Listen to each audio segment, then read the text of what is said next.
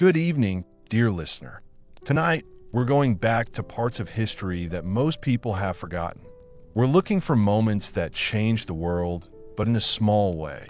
Whether you're cozy in bed or listening with closed eyes, I'm glad you're spending this peaceful time here. I'd love to know where you're tuning in from and what time it is in your part of the world. Are you just waking up or about to drift off with memories of the past whispering in your ear? If you like these calm passages through time, please subscribe. There are going to be many more nights like this. What I'm about to reveal will completely change your understanding of Victorian respectability. The image of well-behaved ladies looking after their homes and having tea parties was a front for an epidemic that was killing people in drawing rooms in England and America. These women weren't criminals or outsiders. They were mothers, wives, daughters, and important members of society who were tricked into taking part in a dangerous medical trial. In this series, I'm going to tell you all about the secret world of Victorian opium addiction, where it was impossible to tell what was medicine and what was poison. We'll tell the heartbreaking stories of real women whose names were secretly spoken, whose strange deaths were explained away as nervous conditions or weak health. But first, let me show you just how bad this silent epidemic was. This is Charlotte Winslow. Her story is very common during the Victorian era. In 1853, Charlotte was exactly what society expected of a proper lady. She was a very organized housewife in Boston, and she raised her 3 children and never missed a charity event. But privately, Charlotte was fighting a battle that would eventually kill her. It started off in a normal way.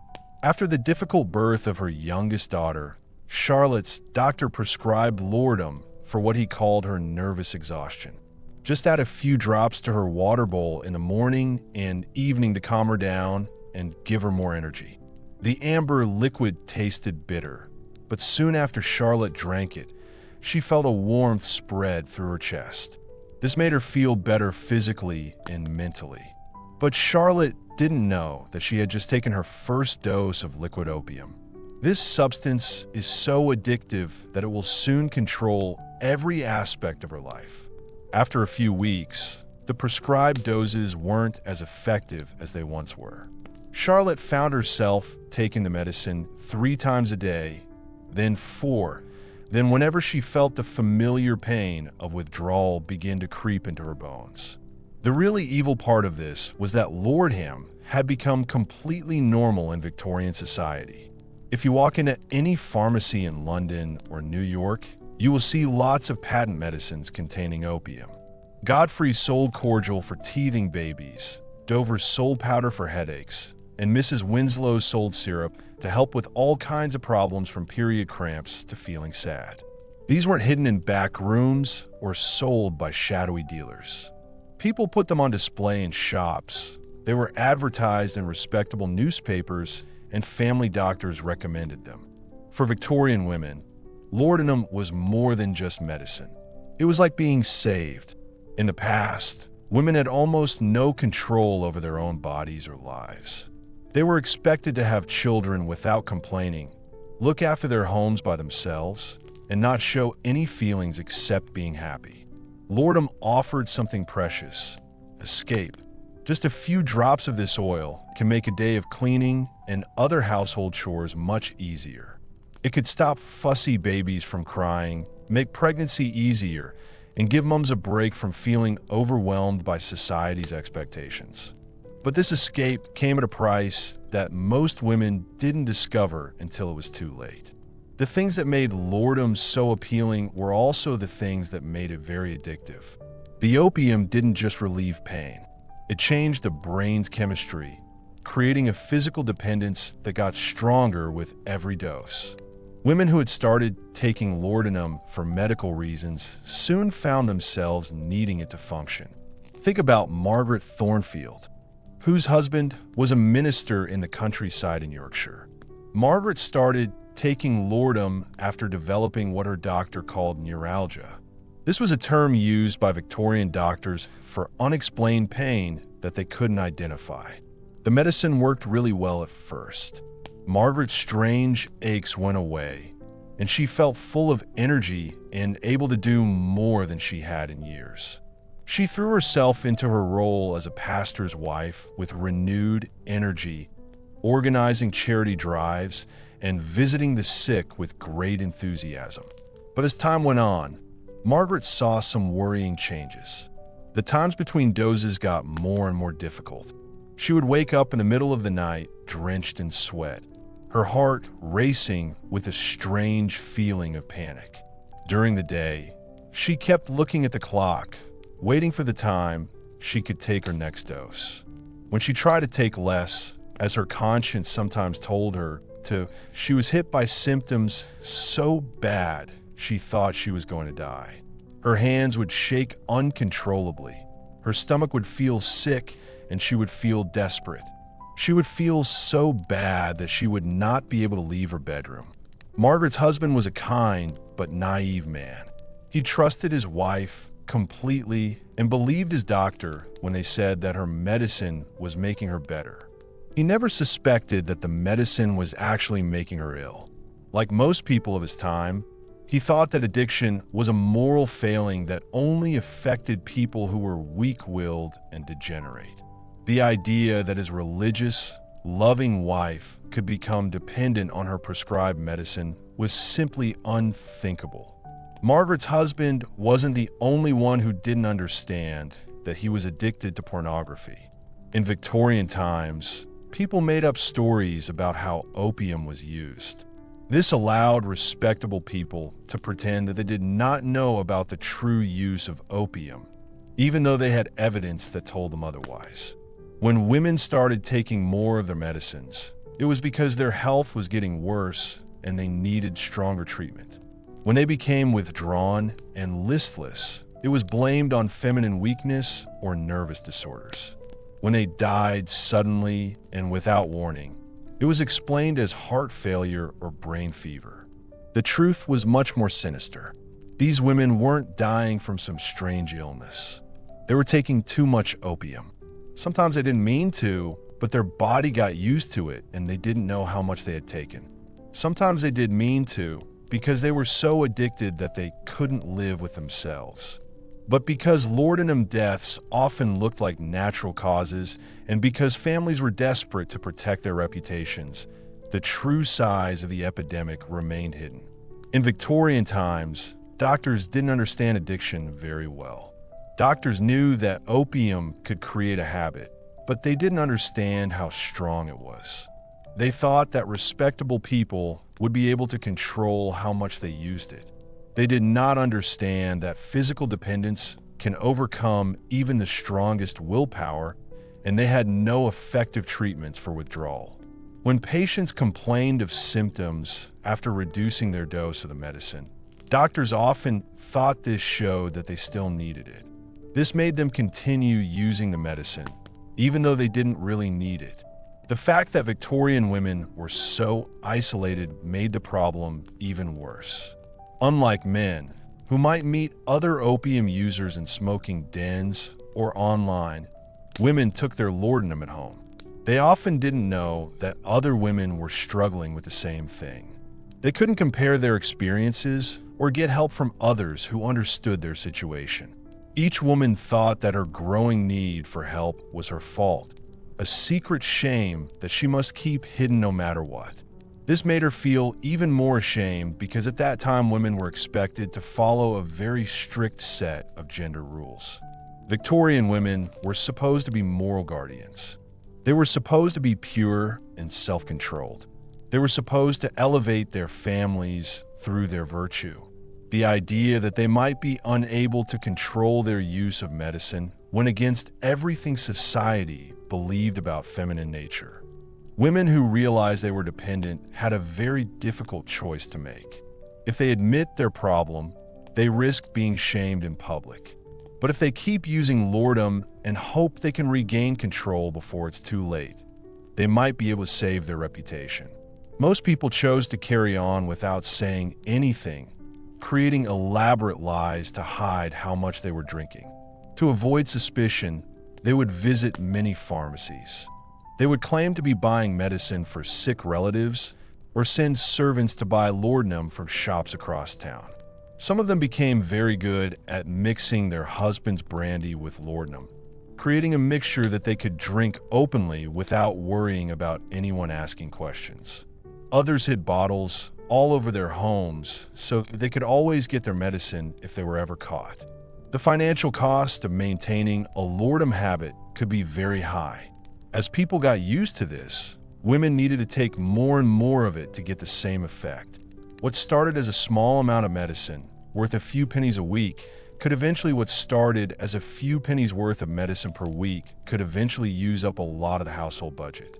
Women would sell jewelry, porn, or other things from their homes. They would also find ways to take a small amount of money from their husbands or boyfriends' allowances to buy things. Some people even stole money, taking coins from their husbands' pockets or their children's piggy banks when they felt they had no other option. But the worst thing about the Lord epidemic was that it took away the relationships between women and their children. Mothers who had once been caring and attentive became distant and difficult to understand when they took opium. They might seem really cheerful and full of energy after they've taken their medicine, but then they might get grumpy and quiet as the effects of the medicine start to wear off. Children learned to read these mood cycles, approaching their mothers carefully during the good periods and avoiding them during the bad ones. Some mothers realized that their addiction was hurting their children and tried really hard to stop. They would quickly throw away their medicine when they felt better, but then have to go to the pharmacy for more when the withdrawal symptoms became too much. Others tried to gradually reduce their doses, marking careful measurements on their bottles and setting strict schedules for consumption. But these efforts to stop smoking almost always fail because the people trying to quit didn't have any medical support or understanding of the process. The medical establishment didn't know much about addiction treatment, so women who did seek help often received advice that made their situation worse. Doctors might suggest changing to different types of opium, thinking that having a few different options will help people to stop taking it so often. They prescribed other drugs like alcohol or chloral hydrate to help with withdrawal symptoms, but this often led to new addictions. Some doctors suggested that women should be completely rescued. They were sent to private sanatoriums, where they were given even more laudanum to help them stay calm and behave well. The desperation of these women was shocking. Elenina Hartwell, the wife of a famous banker in London, started crushing her laudanum tablets and mixing them with her morning tea when liquid preparations no longer satisfied her cravings. She would sit at her fancy wooden table with nice china plates and fresh flowers and take very strong opium doses while chatting to her husband about the weather. Elenina changed over time, but those who knew how to look could see this change. Her once rosy complexion became pale and waxy. Her eyes went blank and distant, and she moved slowly and dreamily. During afternoon visits, she would nod off. Her embroidery would fall from her fingers as she drifted into a stupor induced by opium. When people asked how she was, she would smile and say that she was feeling peaceful, as if she had found a secret to being happy that other people didn't understand. The servants in these big houses often helped their mistresses without knowing it. Mary O'Brien, Elenina's lady's maid, later recalled how she was sent on more and more errands to different chemist shops across London. Mrs. Hartwell would claim she needed medicine for various illnesses, a headache remedy for the cook, stomach remedies for visiting relatives, sleeping draughts for her nervous sister. Mary never asked questions about these requests because it was not done to question one's employer, and all the medicines seemed completely fine. Mary didn't realize that she was taking part in a complicated game to hide how much Elenina was consuming. When she was at the worst point of her addiction, Elenina was taking laudanum every 2 hours, all the time. She kept bottles hidden in her jeweler box behind books in the library. and even sewn into the lining of her winter coat. The woman who had always been proud of her tidy home could no longer remember if she had told the cook or paid the bills. The social events that had once been the heart of Elenina's life became a tricky situation. She would accept invitations to tea parties and charity events, then spend a long time working out when she could take her medicine without being seen. Sometimes she would say she was not well and needed to leave, but she would go into the host's bathroom and take a drug called laudanum. Other times she would arrive at social gatherings already on a lot of medication, speaking very slowly and smiling a lot while her friends exchanged worried glances. In Victorian times, there were strict rules about how people should behave, which made it easy for people to ignore uncomfortable truths. When Eleanor started missing important social events or arriving in a confused state, her friends stopped talking about it. They would talk about her condition, saying she was weak or that she was still having treatment for nervous exhaustion. Nobody said anything, which meant that the addiction could carry on growing while everyone pretended that everything was normal. The physical deterioration of laudanum addicts followed a predictable pattern. Doctors of the era either failed to recognize this pattern or chose to ignore it. Women would lose a lot of weight because the opium made them less hungry, but people often praised this as a fashionable thinness, rather than seeing it as a sign of illness. Their skin would go a yellow color. Their teeth would start to decay from all the sugar in their medicines, and their hair would become weak and dull. But these changes were often blamed on getting older or the stresses of family life. The most tragic thing is that the cognitive effects of long-term laudanum use made these women less intelligent just when they needed it to be able to understand their situation. The same drug that had initially made them concentrate better and feel better began to make them unable to think clearly and forget things. They would forget conversations they had just finished, lose track of time for hours at a time, and make worse and worse decisions about their medicine. Victoria Ashworth, a daughter of a clergyman from Bath, is a good example of this sad situation. Victoria was once known for her sharp wit and extensive knowledge of literature. However, after months of using laudanum, she began to experience what she described as a mental fog. She would start reading a book, only to discover she had already read the same chapter 3 times without remembering it. When she was talking to people, she would often lose her train of thought halfway through a sentence. She would stare blankly at her friends and struggle to remember what she was saying. Victoria's family said that these changes were just a natural part of her health problems, which meant she needed to take medicine all the time. They told her to rest more and not to try to think too hard.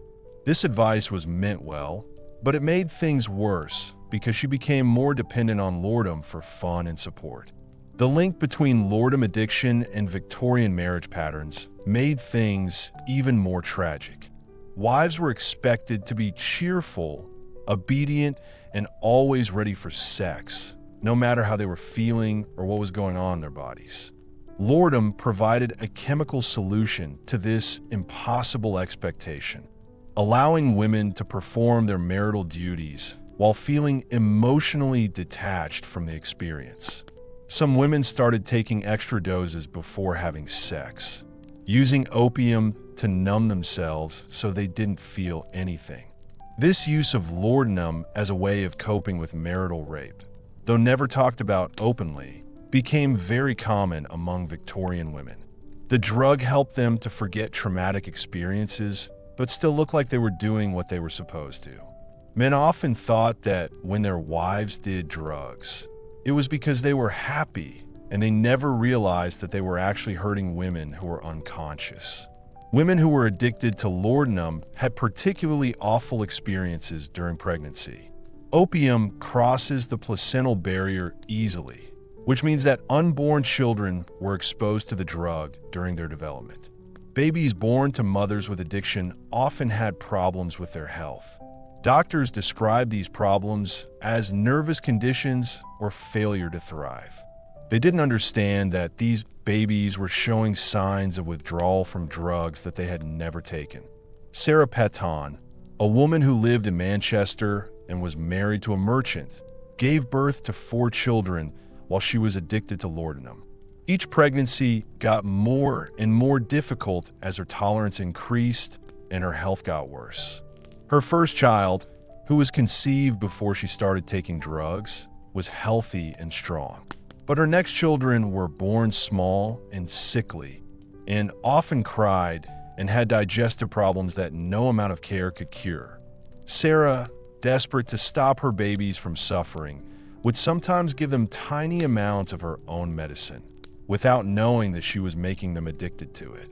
The pattern of infant lord use was so common that many Victorian children were exposed to opium from birth. Medicines with a patent, which are specifically marketed for babies, contain large amounts of the drug. Mothers routinely give these medicines to fussy infants to keep them quiet and make them behave well. Children who survived this early exposure often developed lifelong health problems and were more likely to become addicted as adults. As tolerance levels rose, some women began experimenting with stronger forms of opium. They would buy raw opium from sailors coming back from places like the East Indies or find Chinese immigrants who could make stronger drugs. These ventures into opium dens and foreign communities were very different from Victorian respectability, but desperation had long since overcome social constraints. Some upper-class women were finding their prescriptions weren't working well enough to help them, so they went to opium dens in London's East End to get help instead. These places started out by serving Chinese workers and sailors, but then they started serving a surprising number of well-dressed ladies who arrived in closed carriages after dark. The people who owned the club quickly learned to provide private rooms and a private service for customers who were willing to pay more for privacy and stronger drugs. Elizabeth Morrison, whose father was a well-known judge, started going to these places in 1867 after her doctor said he wouldn't give her more laudanum medicine. Dressed as a normal person and with her most trusted servant, Elizabeth would go to the back entrances of opium houses, looking for the pure drug that her refined medicines could no longer provide.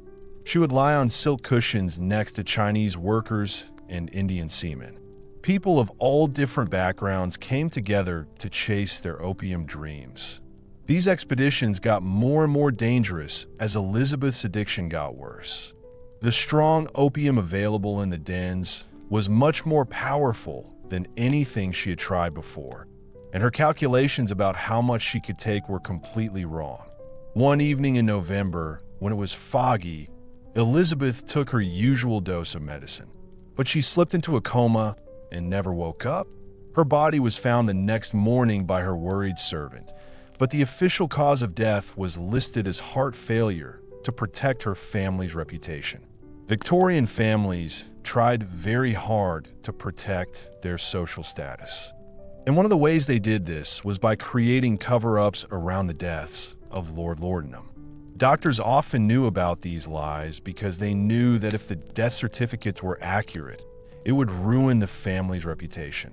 They would examine bodies where it was clear that the person had taken too much of a drug, and they would also examine bodies where the person had died from eating too much of a drug or from having a fever or a heart attack. Funeral services would talk about the good things about the dead person, with no mention of the bottles of Lordham that were found held in their empty hands. The elaborate funeral of Elizabeth Morrison became an example of how Victorian society dealt with these tragic deaths. Her father, Judge Morrison, gave a moving speech about his daughter's delicate health and her brave fight against nervous exhaustion. The people dressed in black silk and nodded as he spoke about how kind Elizabeth was and all the good things she did for others. Nobody said anything about the empty bottles and the empty jar that were found in her bedroom, or about the strange things that happened before her death in London's East End. This conspiracy of silence was much bigger than just a few families. Newspapers of the time came up with their own secret code for reporting on deaths. They would say that women died from long-term illnesses or nervous disorders, but they would not talk about the opium that had actually killed them. Obituaries praised the deceased for being patient when suffering, devoted to their family, and for being graceful in their acceptance of God's will.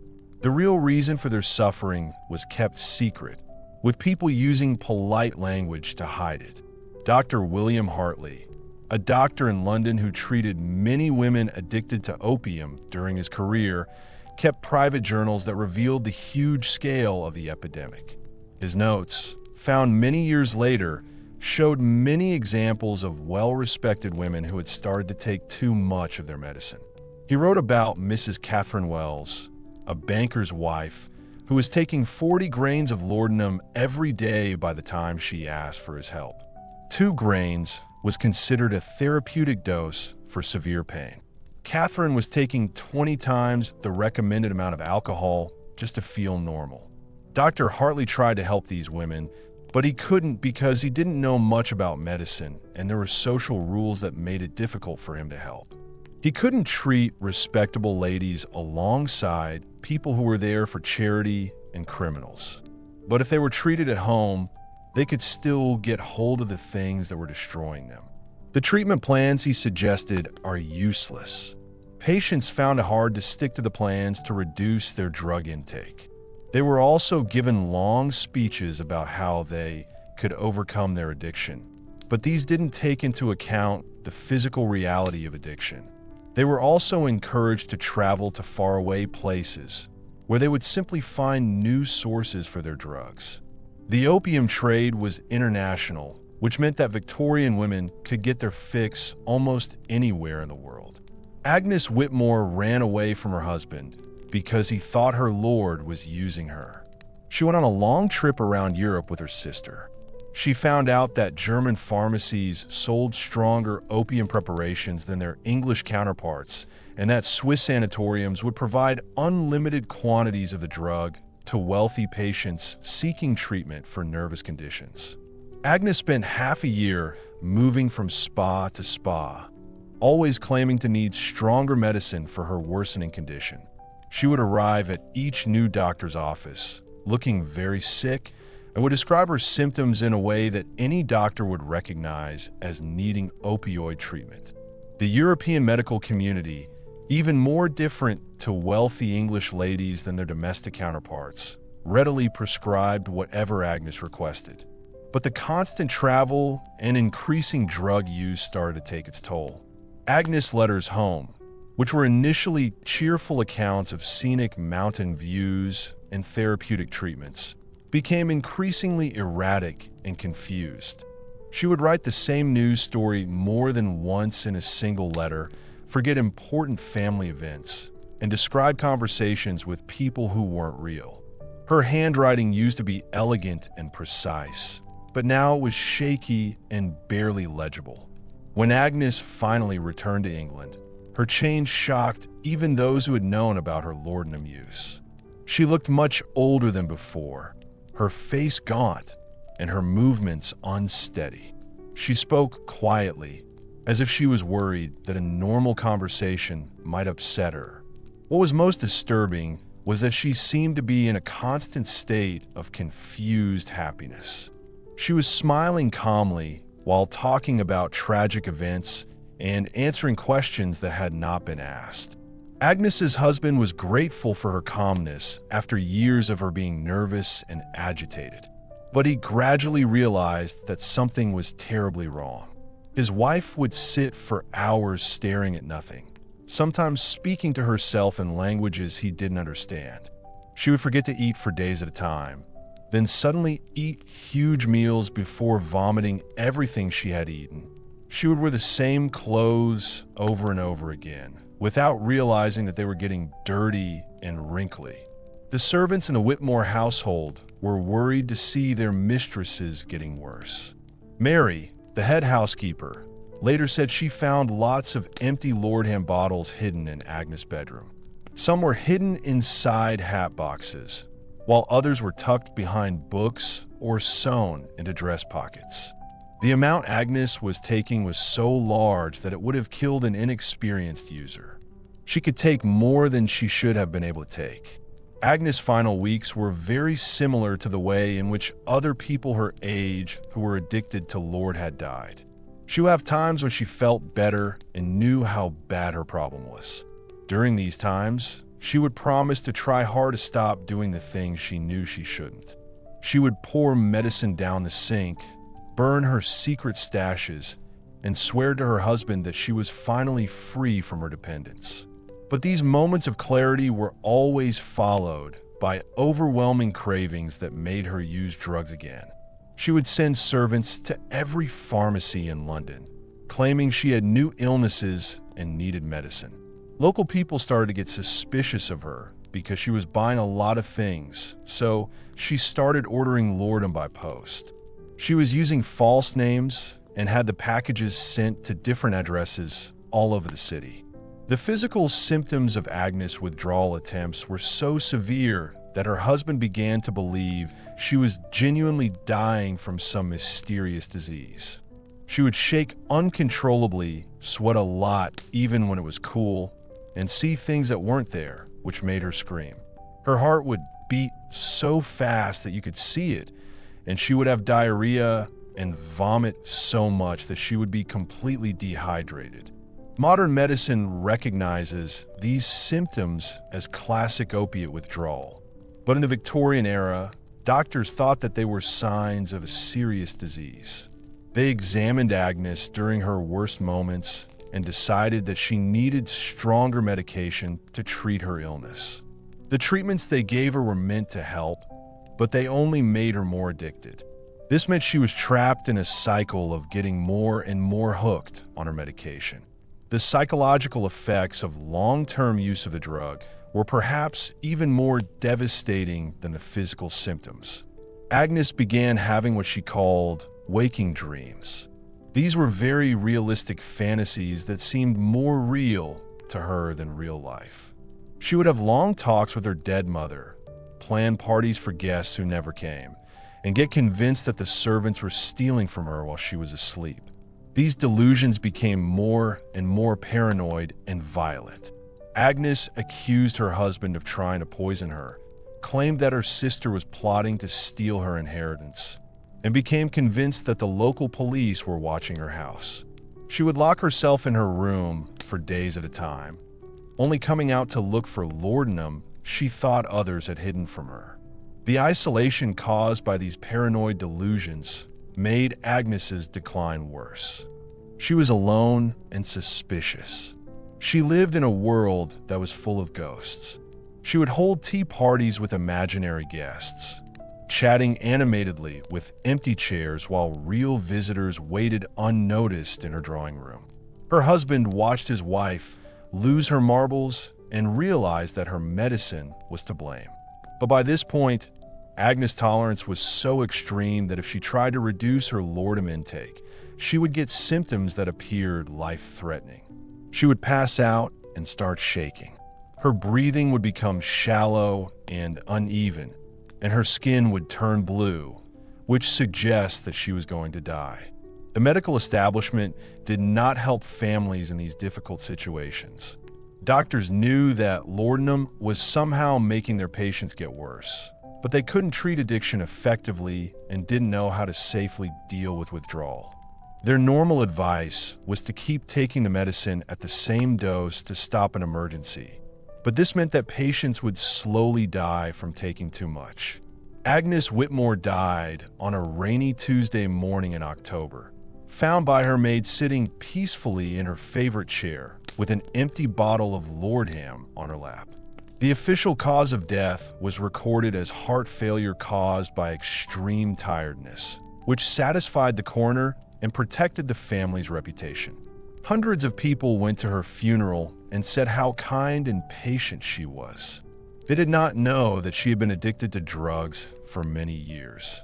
After these deaths, it was often possible to see how bad the Lordum epidemic was in Victorian families. When the woman's family and friends searched her belongings, they found proof that she had been consuming large amounts of medicine. They also found hidden bottles, secret letters to different drugstores, and detailed notes about trying to treat herself that showed how desperate she was. Rebecca Thornton was tidying her late sister's room when she found a leather-bound diary. It had been 3 years since her sister had tried to recover from her addiction to laudanum. The early entries were hopeful. They described detailed plans for how to gradually reduce bad behavior and how to overcome weaknesses of character. But as time went on, the entries got more and more desperate and confusing. The last pages only had tally marks, counting how many doses were taken each day, with numbers getting higher and higher until the writing stopped. These discoveries made families face up to difficult facts about their loved ones' final years. They realized that behaviors they had thought were caused by illness or being strange were actually symptoms of drug addiction. The mood swings, the illnesses, and the lack of social activity all suddenly made sense when viewed through the lens of opiate dependence. Some families decided to learn from these stories. They became supporters of better understanding of addiction and more careful ways of prescribing medicine. But most just got rid of the evidence and said that their relatives had died naturally. The shame associated with addiction was so deep that even death couldn't overcome it. And Victorian society continued to pretend that being dependent on laudanum was rare and only affected people who were morally weak. The economic impact of the lure trade made some powerful groups want to keep things the way they were. Pharmaceutical companies made a lot of money by selling opium-based patent medicines to people who didn't know better. They fought hard against any attempts to regulate or change these medicines. They gave money to medical journals, sponsored programs to educate doctors, and lobbied government officials to make sure their profitable products stayed readily available. As competition grew, the way these medicines were marketed became more complex. Companies hired chemists to develop new products that would have a better effect. Designers should create packaging that looks good, and writers should write adverts that appeal to Victorian tastes. They paid for people to write about how great their products were, but they didn't talk about how addictive their products could be. Mrs. Pimpin's miracle tonic promised to cure everything from headaches to heartbreak, while Dr. Morrison's Ladies' Friend specifically targeted women suffering from feminine complaints. These products were sold as health aids, not drugs. They were meant to help women keep a healthy balance. The adverts made it seem like women who didn't use these products were being lazy and not looking after their families or themselves. The adverts in newspapers and magazines showed people getting better and being happy again. Mrs. J.W. of Birmingham wrote to the doctor. Morrison had prepared well, and this had helped her marriage by making her want to do her wife duties even more. Miss S.T. of York said that Mrs. P. Milton's tonic had made her happy again and made her believe in God. These carefully crafted endorsements made laudanum's use seem not just acceptable, but good. But there is a darker reality behind these success stories. Many women are trapped in cycles of dependence from which they cannot escape. The same companies that publish great reviews also got letters from customers asking for help with problems they couldn't talk about with anyone else. Letters in the company's archives showed the terrible human cost of the laudanum trade. Mrs. Caroline Foster wrote to the company that made her favorite medicine, explaining that she had started taking more than the recommended dose and was now taking whole bottles at a time. She asked for advice on how to cut down without having the same bad symptoms that she had when she had tried in the past. At the end of her letter, she asked for secrecy because she didn't want her husband to find out about her problem. We don't know if the company said anything in response, if they did say anything, but it seems that the manufacturers knew their products were addictive and chose to keep making them to make more money. They carried on marketing laudanum products as safe and beneficial, even though they got regular reports about how these products had ruined their customers' lives. Doctors were also involved in the lull epidemic. They did not just not know about addiction. Many doctors had links with drug companies, receiving payments for recommending certain products or allowing their names to be used in advertising. Others owned shares in drug manufacturing companies or ran their own patent medicine businesses as well. This system of financial rewards created a situation where the very people whose job it is to protect patients from dangerous drugs actually promoted their use. Doctors would prescribe laudanum for conditions that didn't require opiate treatment, recommend increased doses when patients got used to the medication, and dismiss concerns about dependence as moral failings rather than medical problems. Dr. Harrison Blackwell, a well-known London doctor, was an example of this corruption. He treated rich women who were suffering from nervous conditions. His standard treatment plan involved giving them large doses of laudanum and making sure they had plenty of rest. He charged a lot of money for these treatments while also having financial links with 3 different drug companies. His patient files, which were found after his death, showed that he knew many of his clients were becoming addicted to their medications, but continued to prescribe them anyway. The rest cure facilities that became popular during the Victorian era were often like big addiction mills. They kept wealthy patients sedated with massive doses of laudanum, while charging their families a lot of money for treatment. These places promised to cure nervous exhaustion and hysteria by offering complete rest and medical care, but they actually created new addictions or made existing ones worse. Millicent Ashford spent 8 months at the famous Willowbrook Sanitarium trying to get better. Her doctor had said she had a serious brain problem. The facility's promotional materials promised revolutionary treatments based on the latest European methods. But Millicent's experience mainly consisted of lying in bed while receiving regular doses of opiate preparations that got stronger and stronger. The doctors at the sanatorium said that she needed to rest completely to recover from her nervous condition, and that any stimulation or activity would make her condition worse. They gave Millicent a medicine called laudanum every 4 hours to help her stay calm and cooperative. They slowly increased the dose as her body got used to the medicine. By the time she left Willowbrook, she was taking more opium than when she had arrived, but her family was told that she was doing much better. This problem of institutionalized addiction affected hundreds of women in England and America. Families would send their daughters, wives, and mothers to expensive treatment centers, believing they were providing the best possible care for serious illnesses. Instead, they were essentially paying for their loved ones to become more deeply addicted to dangerous drugs under medical supervision. The way these facilities manipulated people was really sneaky. Patients who questioned their treatment or said they were worried about needing more medication were told that this was a sign of their illness. If they asked to take less laudanum, it was seen as a sign that they were not fully better yet, so they needed to keep taking the drug and pay more. Women who tried to leave these facilities before their doctors said they were ready were often said to be mentally unwell and kept against their will. The mix of legal power, family pressure, and physical dependence on drugs made it really hard to escape. The stories of these victims were not often told because the women themselves could not speak up for themselves or were too ashamed to admit what had happened to them. Many of them died in prison, but the official explanation was that they had just got worse because of their original nervous conditions, not because they had overdosed on painkillers.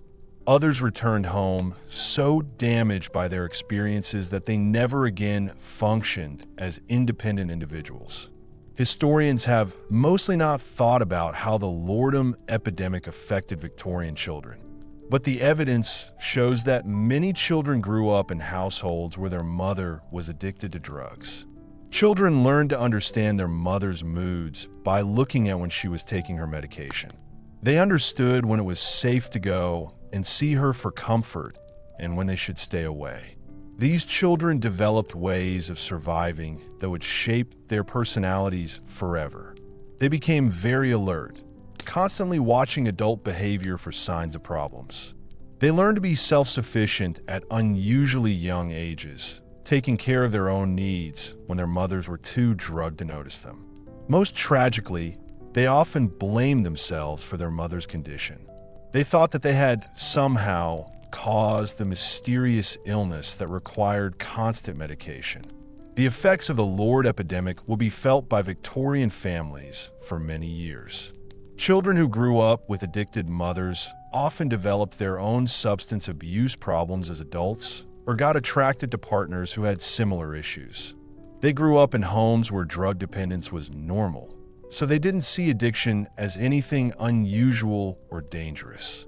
Some of these children went on to support drug reform as adults, using their difficult experiences to argue for better regulation of opiate medicines.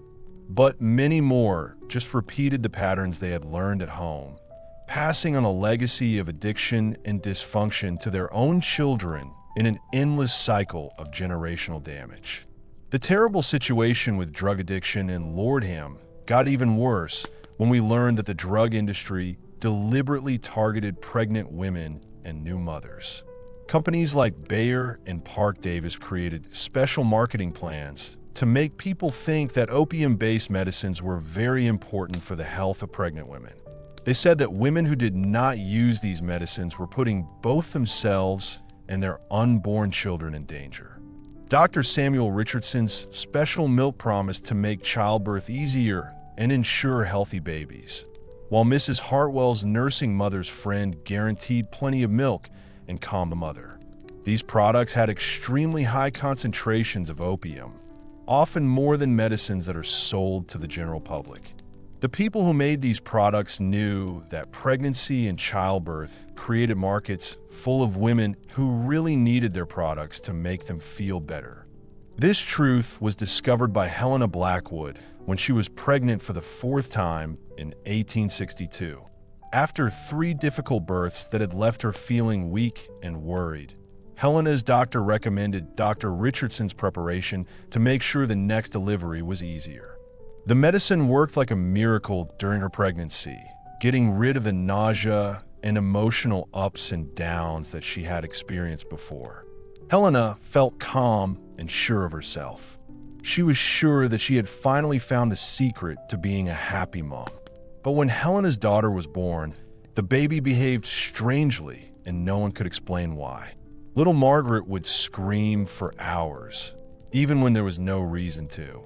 Her body was stiff with worry and she couldn't be calmed. She refused to feed properly, turning away from her mother's breast, as if she was in pain.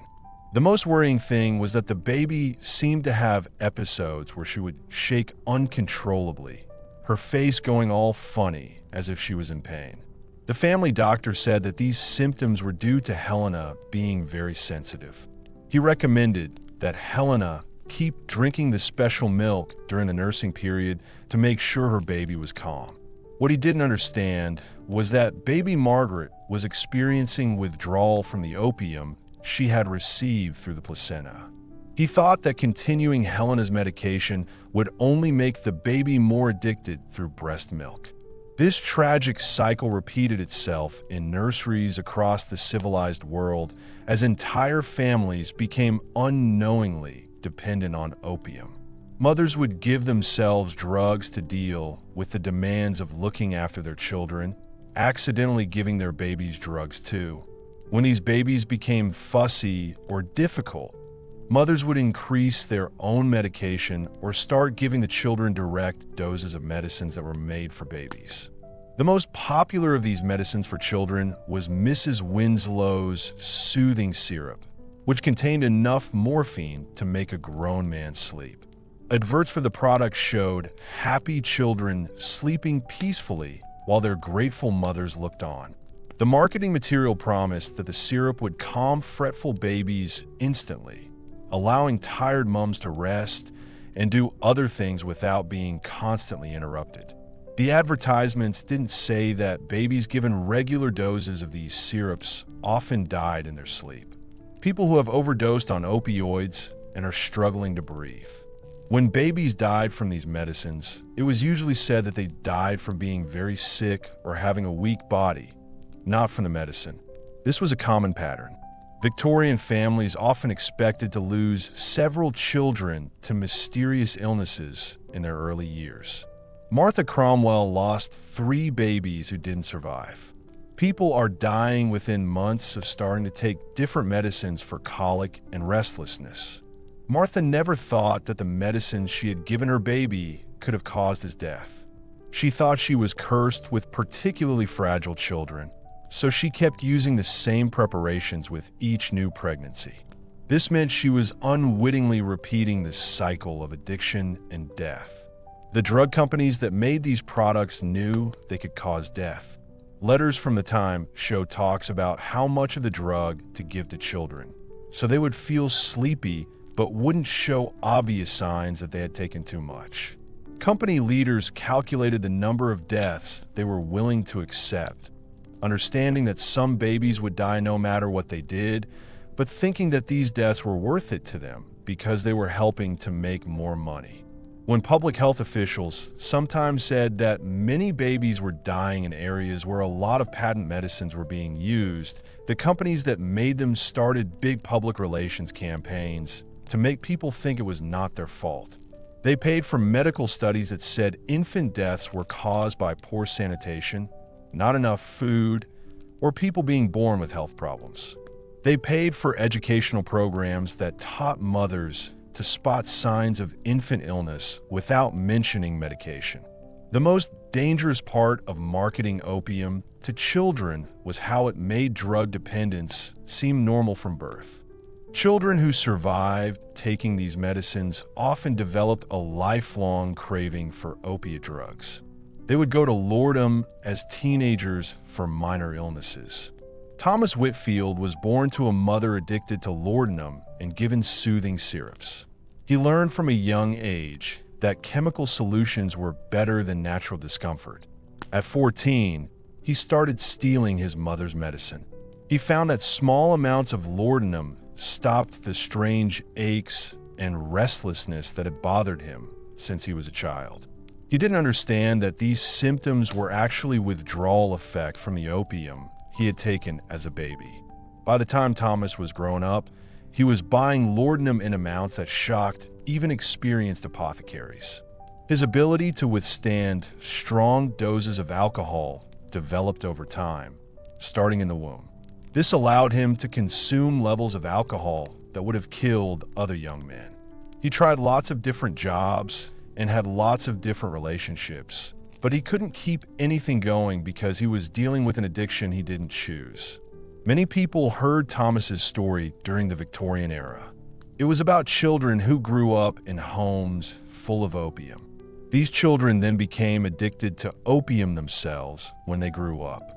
The pharmaceutical industry had essentially created a self-perpetuating market by ensuring that addiction would pass from parent to child like a hereditary disease.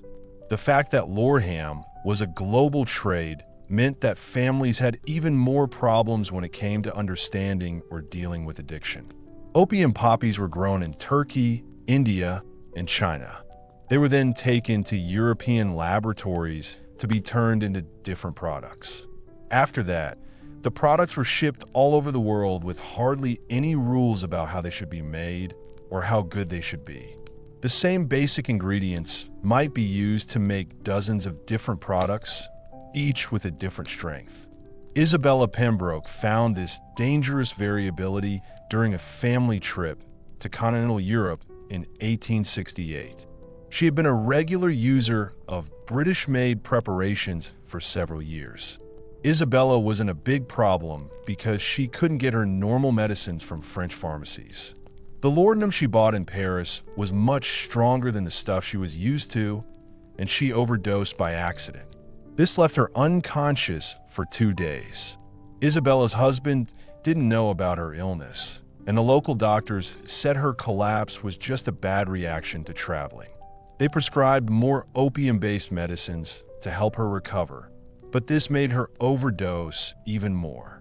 Isabella spent the rest of their European holiday in a kind of semi-conscious state. Her family said that her health problems were due to her always being very delicate and needing to see a doctor. The fact that international drug manufacturing is not standardized means that addicted women who are not able to get drug from their usual suppliers are at risk. German preparations might be twice as strong as English equivalents, while Italian formulations could be diluted with alcohol, which created additional complications. Women who traveled a lot learned to carry a lot of their favorite medicines with them. But there were often limits on how much luggage they could take and customs inspections, which often led to unpredictable results. The legal protection that wealthy foreign visitors have when they are in the country.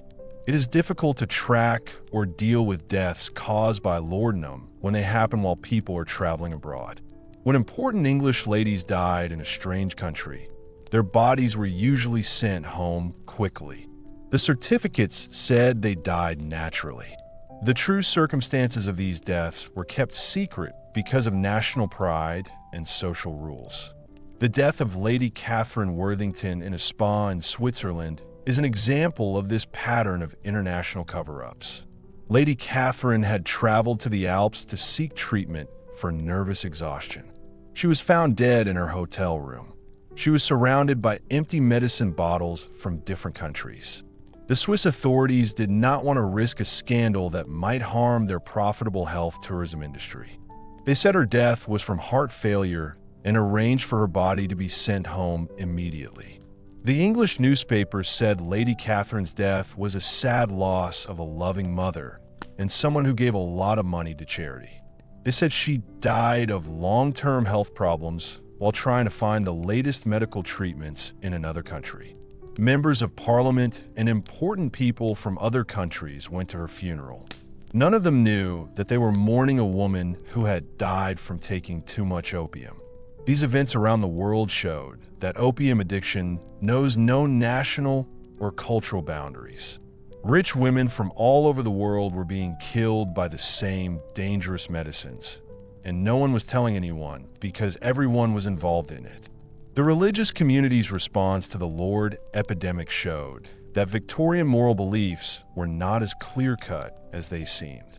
While churches spoke out against the dangers of alcohol and tobacco, they did not say anything about the patent medicines that were harming their female church members. This shows that people don't know much about addiction and don't want to think about what it means for women. Reverend William Hartwell had to deal with this moral problem when his wife Margaret showed clear signs of being addicted to laudanum. Margaret had started taking Dr. Morrison's nerve tonic after the birth of their youngest child. She said it helped her have the energy she needed for her church duties. But Reverend Hartwell noticed that his wife's moods were changing. She would get excited about being kind for a while, but then she would become very tired and depressed. This seemed to happen at the same time as she was taking her medicine. Reverend Hartwell was a man of God. He believed that addiction was a spiritual failing that could be overcome through prayer and moral discipline. He spent hours talking to his wife about how important it is to be strong and not to rely on things like drugs. But the way he thought about it, as if it was all in her head, just made Margaret feel more ashamed and desperate. Margaret started hiding her medicine from her husband. She took doses in the church vestry before services and kept bottles hidden in her Bible case during pastoral visits. The secret life she had to lead as a minister's wife made things even more difficult for her, and it made her addiction worse. When Margaret finally collapsed during a women's prayer meeting, shaking and foaming at the mouth in front of the whole congregation, Reverend Hartwell had to face the reality of his wife's condition. But even then, he thought her overdose was a spiritual problem, not a medical emergency. He said that prayer and fasting were the answers, not going to the hospital. Margaret survived that particular episode, but her public collapse had destroyed the carefully maintained idea that she was a good and religious person. People in the church started talking about the minister's wife, who had become upset during church services. This made some families go to different churches so they wouldn't be associated with the scandal. The religious community was unable to deal honestly with addiction which forced many women who were suffering to choose between their faith and their health. They could admit their struggles and be seen as bad people, or they could keep their addictions a secret while taking part in religious activities that made them think about the self-control they had lost. Some women found comfort in religious communities that showed more kindness towards human weakness. The Quakers were one of the first groups to see addiction as a medical problem rather than a moral one. They provided support and treatment rather than judging their members. But these religious groups, which were quite modern in their thinking, were small and were part of the larger group of people who were more interested in punishment. The money problems caused by laudanum addiction often made women do very desperate things to get money for their drugs. As people became more tolerant of side effects and the required doses got more expensive, many women were spending a lot of their household budget on medicine without their husbands knowing. Constance Fairfax came up with a complicated plan to spend more and more money. She would buy expensive household items from shops and then return them for cash refunds. She would use the money to buy medicine. She tricked the tradespeople into billing her husband for work they didn't do and kept the money for herself. Most ingeniously, she started holding charity fundraising events where she would skim donations intended for orphanages and hospitals. Constance's money tricks worked for nearly 2 years before her husband found some problems in their household accounts. By that time, she had taken hundreds of pounds from different places, which had led to debts that threatened to destroy her family's social standing and financial security.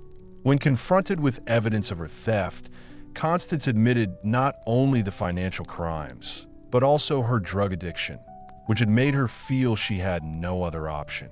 Her husband was a well-respected banker. He had made a name for himself by being honest and responsible. Now he had to make the impossible choice between exposing his wife's crimes and covering up behavior that went against everything he said he believed in. In the end, the family decided to keep quiet about the theft and pay back the money. They also invented stories about why there were financial problems. Constance was sent to a private hospital so that she could receive treatment without being noticed. But the shame and stress of what had happened made her take too many drugs, which killed her a few weeks after she had been admitted. The pattern of financial crime driven by laudanum addiction was far more common than Victorian society ever acknowledged. Women who had never thought about being dishonest found themselves taking money that was meant for their children's education, selling family heirlooms, and changing household accounts to pay for drug habits they couldn't control. The shame associated with these crimes was often worse than the physical effects of the addiction itself. Women who had always been honest and good had found that being dependent on laudanum had made them steal and lie, and had made them very unhealthy. Mary Elizabeth Thornton, a judge's daughter who had always been proud of her good character, started to commit financial crimes by taking small amounts of money from her household budget to buy extra medicine. But as she got used to this, and as her needs got more expensive, she started to forge her father's signature on bank drafts and sell family jewelry without asking. When Mary Elizabeth was finally caught trying to sell her grandmother's silver tea set, the family was so embarrassed that she tried to kill herself instead of facing the music for what she had done. She survived the overdose that was meant to kill her, but the brain damage caused by not getting enough oxygen left her permanently impaired and in a mental hospital. The mix of laudanum addiction and old-fashioned marriage laws led to terrible situations for women whose husbands found out about their drug dependence. Under the legal doctrine of cover, married women had no legal identity of their own, and their husbands could decide whether or not they could be admitted to an asylum or treatment facility. Some husbands used these legal powers to help their wives because they wanted to give them the best possible care. But others saw addiction as a reason to get rid of their unhelpful spouses. They used medical commitment as a way to get divorced that was accepted by society and would keep their reputation clean while getting rid of their domestic responsibilities. Vivian Blackstone found this out when her husband found out about her mistress from the servants. Instead of getting medical help, Mr. Blackstone immediately started the legal process to have Vivian declared mentally unwell and sent to a private mental hospital. He said that her drug use showed that she was not able to think in a rational way and that it was dangerous for their children to be influenced by her in this way. The commitment hearing was a terrible miscarriage of justice that showed how powerless Victorian women were under the law. Vivian wasn't allowed to speak to defend herself or call witnesses to say she was competent. Her husband's word and the opinion of a doctor who had examined her while she was heavily sedated was enough to take away all her legal rights and send her to a mental hospital. Vivian spent the last 8 years of her life in Brookhaven Asylum, a private facility that specialized in housing difficult relatives from wealthy families. She was given the same medicine that had taken away her freedom to stop her from hurting herself, but she never actually did. Her husband remarried within a year of her commitment, telling friends that his first wife had died from a hereditary mental illness that made remarriage a sad necessity. The asylum records from Brookhaven and similar institutions showed that hundreds of women had been sent there mainly for drug addiction rather than because they had a genuine mental illness. These facilities were used by families who wanted to avoid the scandal of public addiction treatment or divorce proceedings. The conditions in these private asylums were often worse than those in public institutions because rich families paid more for privacy than for quality care. Women were kept away from other people, not allowed visitors who might ask about how they were being treated, and given experimental treatments that often made their conditions worse. Dr. Heinrich Zimmermann, the medical boss at the famous Millbrook Sanitarium, invented a treatment for female patients who were addicted to laudanum. The treatment involved giving the patient strong opium drugs to make them unconscious. Then the doctor slowly reduced the amount of drug given to the patient while they were still sedated. The idea was that women could stop being addicted to drugs while they were unconscious, so they wouldn't feel as bad when they woke up. In practice, Zimmermann's exhaustion cure killed more patients than it helped. Women would slip into comas from which they never woke up, or would come out of sedation so brain damaged that they needed to live in a care home forever. But the treatment continued for years because families were desperate for any solution that would make their loved ones respectable again. The few women who survived these experimental treatments and were eventually let out of private asylums often found that their time spent in institutions had destroyed any possibility of them returning to normal life. They had lost touch with their children, who had been told their mothers were dead, and had been replaced by women who had kept their reputations. Elizabeth Harrington spent 6 years at Millbrook after being sent there for her laudanum addiction. She finally left when her husband's business failures made it impossible for her to continue paying for private treatment. When she returned, her teenage children no longer recognized her. Her friends had forgotten her, and her position in society had been permanently lost. Elizabeth tried to rebuild her life, but people did not want to know her because she had been in a mental hospital and the treatment she had received had also caused her physical injuries. She had lost most of her teeth, suffered from constant tremors, and had memory problems that made it impossible for her to do complicated tasks. Sadly, she had developed an even stronger addiction to the medicine she was given during her treatment, which left her in an even worse state than when she first asked for help. The stories of these institutional survivors were rarely told because the women themselves were too damaged or ashamed to speak publicly about their experiences. But their silent suffering showed that Victorian society's approach to alcohol addiction had failed. This was because they did not understand alcohol addiction and treated it unfairly. This made conditions that could be treated into lifelong tragedies. The international trade networks that supplied opium to Victorian consumers created opportunities for dishonest people to take advantage of addicted women.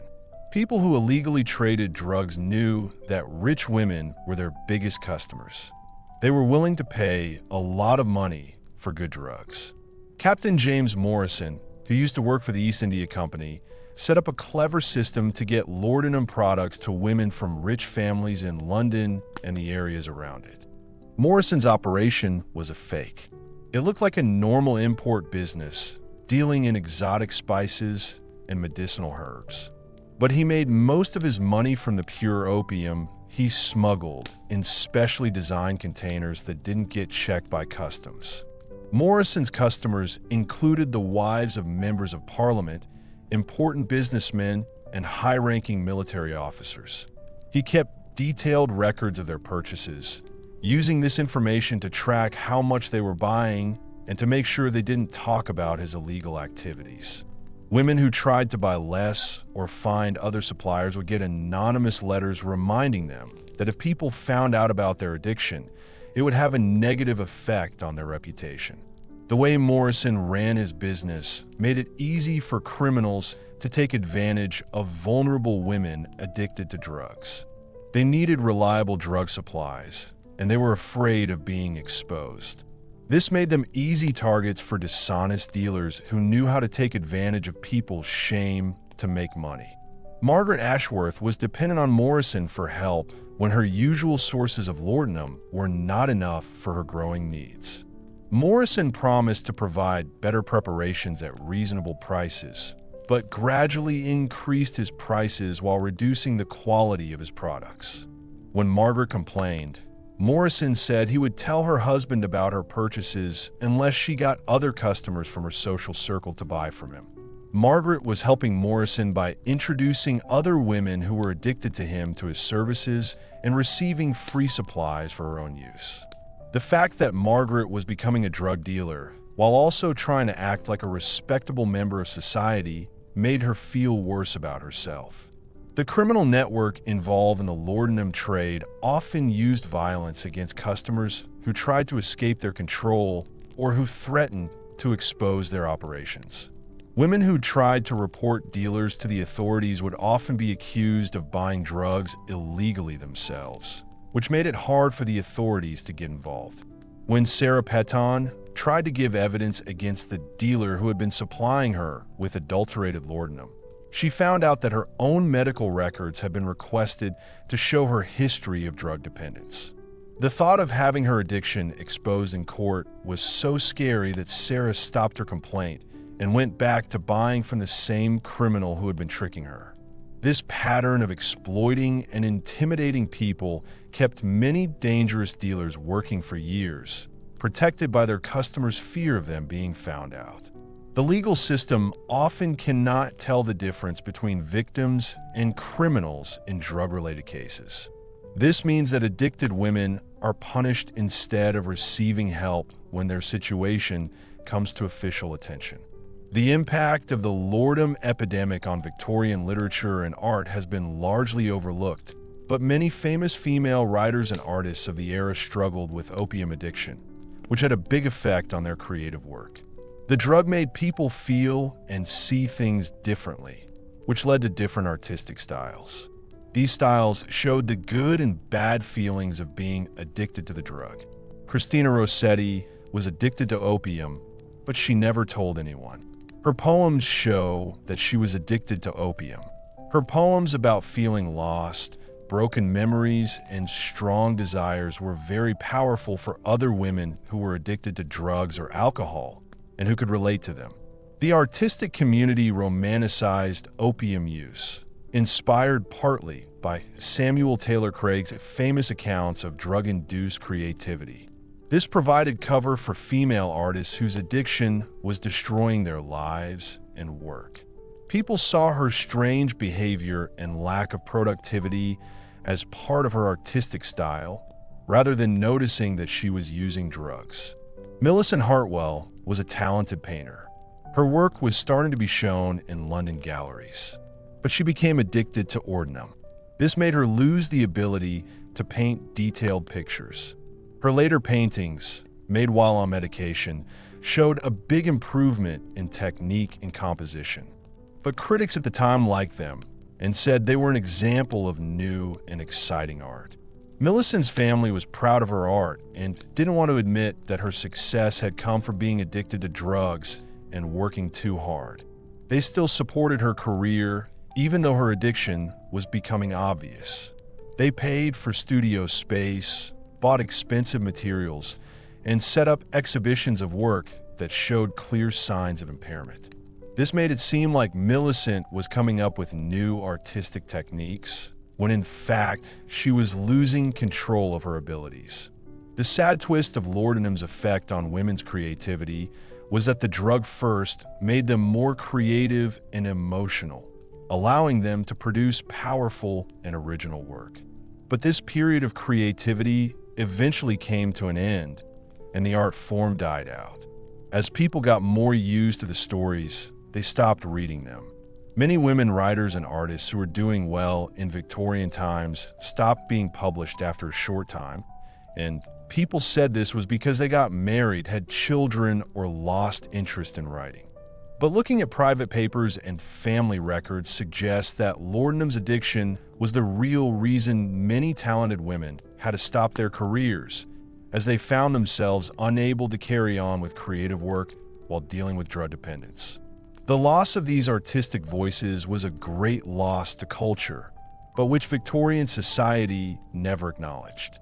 A whole generation of female creativity was lost to the lurid epidemic that continued to take its toll on drawing rooms and artist studios across the civilized world. The publishing world of Victorian England helped the laudanum epidemic to spread by promoting the idea of women being sick as a literary ideal.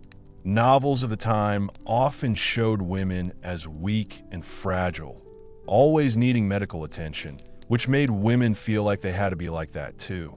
Publishers realized that stories about beautiful women who suffer had a lot of popularity with female readers, many of whom were dealing with similar issues in their own lives.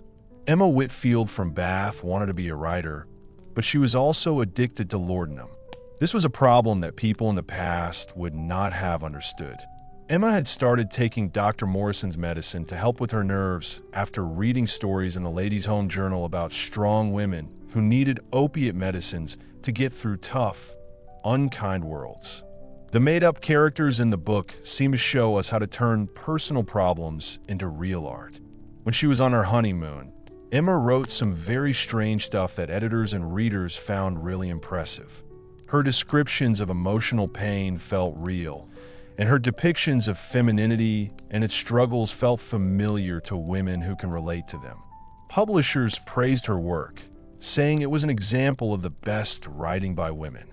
But as Emma's tolerance increased and she took more of the drug, her writing began to reflect the darker realities of addiction rather than its initial euphoric effects. Her characters became more and more passive and disconnected. They spent whole chapters in a kind of dreamlike state. This was similar to the way Emma felt when she took drugs. Her once clear thinking became confused and repetitive, with thoughts left unfinished and her reasoning going round in circles. This showed that her mental clarity was getting worse. The publishing industry's response to Emma's declining work quality showed how completely they misunderstood the connection between laudanum use and artistic production. Editors saw her strange manuscripts as new ways of writing and praised her for being brave and not following the usual rules. They encouraged Emma to explore new ideas, which made her want to take more drugs. She was finding it hard to be as creative as she had been in the past. Just weeks before she died from an accidental overdose, Emma submitted the final version of her manuscript. However, it was made up of lots of separate pieces of writing that didn't make any sense when put together. But her publisher said it was her best work yet, saying that Emma had moved away from the usual types of books to make something completely new. Reviewers praised the book as a major step forward for women's writing, without realizing that they were actually celebrating the literary equivalent of a suicide note. The domestic service industry suffered too, as housekeepers found themselves working for employers who took drugs which made it impossible to do their jobs. Servants had to carry on with normal household chores while their mistresses were in different states of opiate withdrawal. This meant there were daily crises that had to be dealt with quickly and quietly. Mrs. Elenina Patterson, the head housekeeper for the well-known Blackwood family, got to know a lot about Lordham's addiction over many years of looking after Lady Blackwood, who was starting to behave very strangely.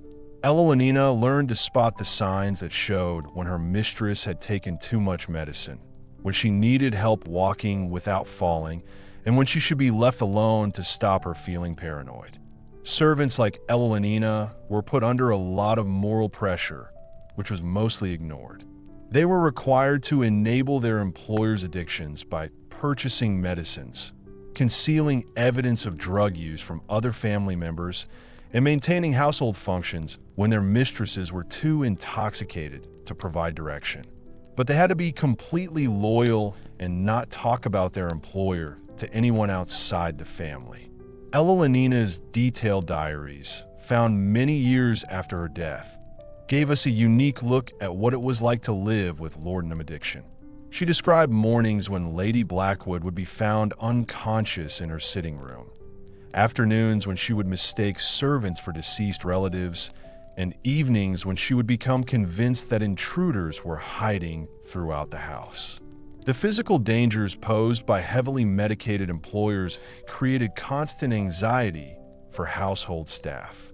They understood that they could be blamed for any accidents or incidents that occurred while they were working.